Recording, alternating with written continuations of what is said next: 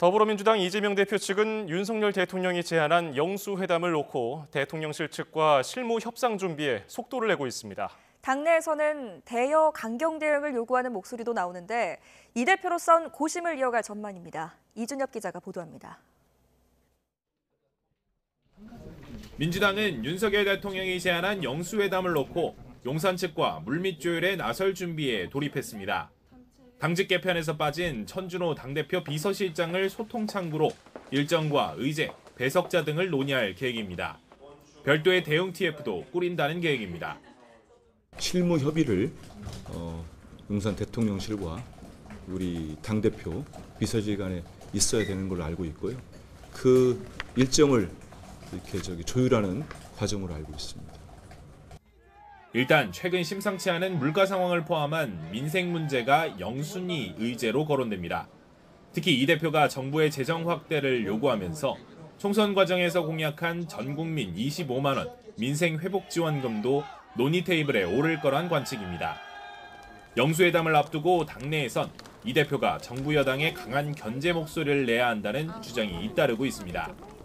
재선에 성공한 김용민 의원은 총선 민심은 협치가 아니라 책임 정치가 우선이라고 주장했고, 친명 핵심으로 분류되는 중진들도 21대 국회의 남은 쟁점인 해병대원 최상병 특검법, 이태원 참사 특별법, 전세 사기 특별법 등 민감한 현안들까지 논의 대상이 돼야 한다고 보는 기류입니다.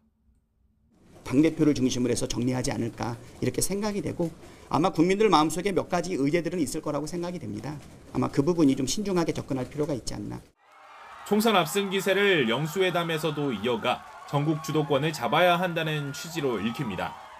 하지만 오선 고지에 오른 김태년 의원은 일회성 이벤트가 아닌 소통과 협치의 담대한 시작이 되길 바란다고 밝히는 등 애써 열린 대화의 장을 잘 활용할 필요가 있다는 의견도 나오고 있습니다. 여당에서도 민생회복 지원금 등을 포퓰리즘으로 규정하고 야권에 끌려가선 안 된다는 경계 분위기도 만만치 않다는 점에서 의제 조율 과정이 쉽지 않을 거란 관측입니다. 대통령께서 이미 그거와 관련돼서는 포퓰리즘에 의한 계속적인 현금 발표는 결국은 나라를 쇠락의 길로 걷게 한다는 인식이 강하시기 때문에, 특히 22대 국회에서도 대여 강경파로 분류되는 친명계 중심으로 야당이 운영될 거란 관측이 우세한 만큼 영수회담이 협치로 이어지기엔 난관이 적지 않을 거란 전망이 나옵니다. YTN 이준엽입니다.